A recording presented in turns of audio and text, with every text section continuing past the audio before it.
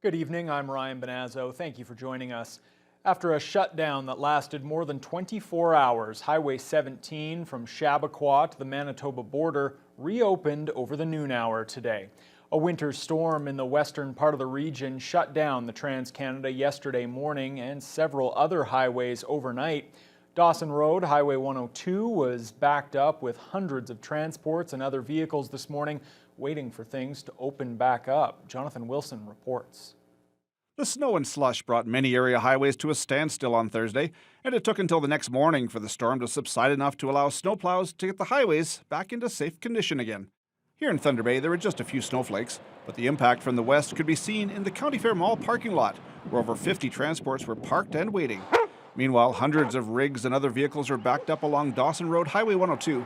The barriers were set up at Maple Ward Road, right in front of Dawson General Store. And then everybody kind of hung out in our lot and spent the night in our little safe haven here. The store's assistant manager, Tara Rowe, says she had to take side roads to get to work in the morning and couldn't believe the number of transports backed up along the highway. They were lined right up.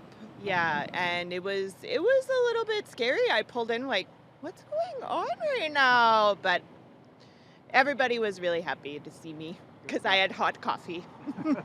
The transport drivers we spoke to were all patiently waiting for news on when the highway would reopen. Well, we've been here for 4 hours now. How's it been? So it's been kind of quiet and just stuck here waiting. Can't do nothing but sit and wait. The roads are closed. You got to do what you got to do, right? Yeah. How long did you wait here for? We've been here since about 9:30. I think weather is bad and hopefully it will open soon. How long you been waiting? 9 o'clock, 9 in the morning. Yeah. And what are you hearing? Nothing till now, no updates.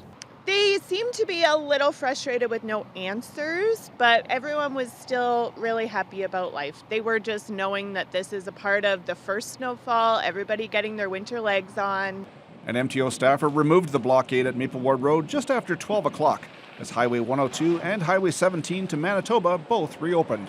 However, some of the transport drivers had moved into their sleeping quarters, causing further delays in getting traffic moving again. Just got to get all the guys in front of you to wake up. All right, I'll start blowing the horn. Jonathan Wilson, TBT News. At-large Councillor Trevor Gertuga is fed up with the repeated delays in implementing a designated truck route bylaw in the city that would see commercial traffic moved off of Highway 102.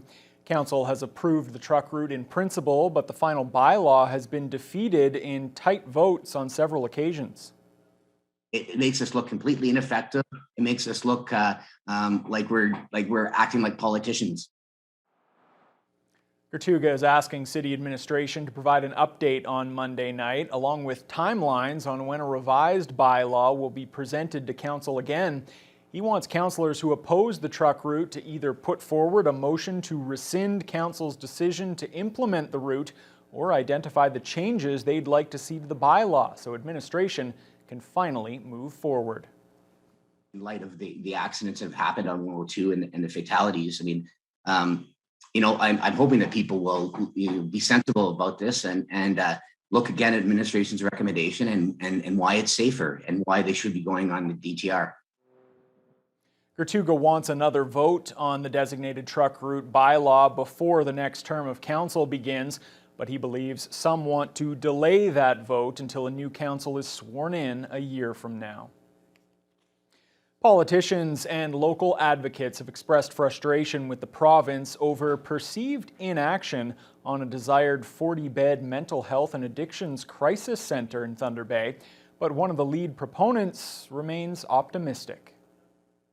Very encouraged by the fact that the ministry is looking at this particular proposal as we speak. Nancy Black is Vice President of Addictions and Mental Health with St. Joseph's Care Group. She says approval for a project like this takes time. A local overdose awareness walk was held last month to push for more detox beds, and earlier this week, during a visit to the city, opposition leader Andrea Horvath called on the Ford government to move on the file. Black says she understands the sense of urgency, but believes the province will come to the plate. But it is heartbreaking. It is heartbreaking to hear of the people who are in need that we're not able to serve, and very heartbreaking to hear about the losses of these family members who've tragically lost loved ones through this illness and disease, and certainly the opiate situation in our community, in our region, and across Canada. A recent letter from Mayor Bill Morrow to Health Minister Christine Elliott is the latest effort to spur the province to come to the table with support for the proposal. City Council will get an update during Monday evening's meeting. The Thunder Bay District Health Unit is reporting 3 new COVID-19 cases today. 2 are in the Thunder Bay area, while the remaining case comes from a First Nation community. All 3 are close contact infections. There are now 22 active cases across the district, 1 more than yesterday.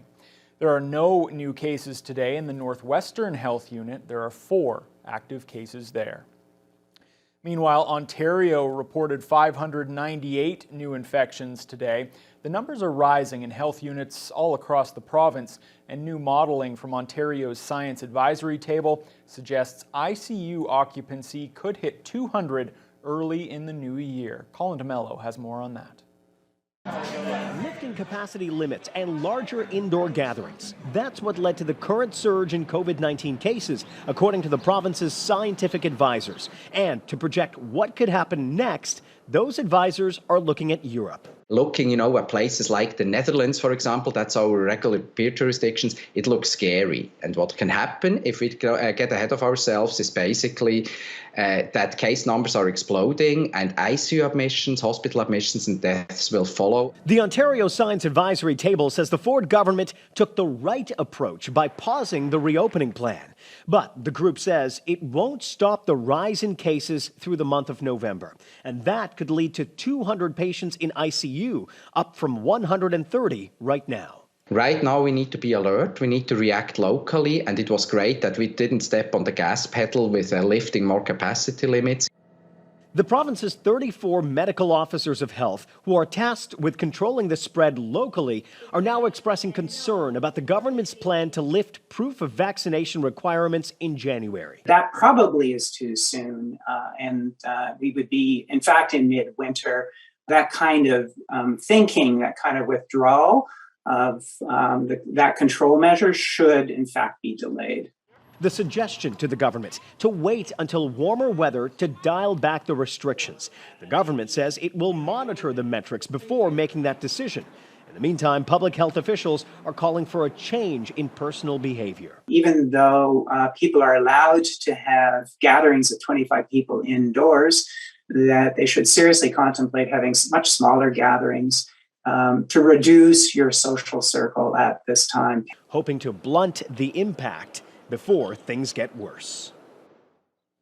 Well, back in the region now, the twinning of the Trans-Canada Highway between Kenora and the Manitoba border moved a little bit closer this week. Ontario Labour Minister Monty McNaughton was in Kenora alongside Minister Greg Rickford and reps from a First Nations cooperative to announce millions of dollars to train Indigenous people to work on the massive highway project. Adam Riley explains. We want to ensure that the workforce with the greatest potential, that's ready, willing, and able, have the tools and the training that they require to be a significant part of that. When work begins on the twinning of Highway 17 from the Manitoba border into Ontario, it will be residents of several First Nations in and along the route leading the charge on the ground.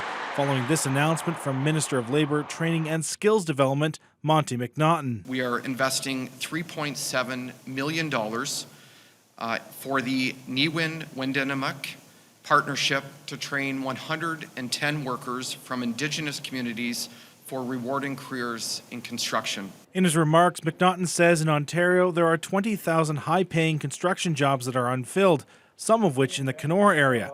And this is where First Nations, which have been economically disenfranchised in the past, will play a key role going forward. This training initiative is yet another example of the Anishinaabe and Treaty 3 leading the way to overcome past problems to mutual benefits. The creation of a skilled resident labor force will not only keep wage benefits in our region, but it will also dramatically reduce project costs. We are confident that Anishinaabe-led training and skills development will also provide a way forward for our people so that they no longer feel blocked and are able to make their contribution to our regional well-being. Having a First Nations partnership like Niwin-Wendanomek training workers from their communities along the project route is not a new strategy. When the East-West Tie was still in development, the 6 First Nations between Thunder Bay and Wawa formed Supercom, which trained workers in the lead-up for construction. And while that project faced many delays, Kenora Rainy River MPP Greg Rickford was adamant Tuesday, stating there won't be delays on this one. He also noted the training produced through this funding package will go beyond the scope of the twinning project. We're not just preparing for a single project.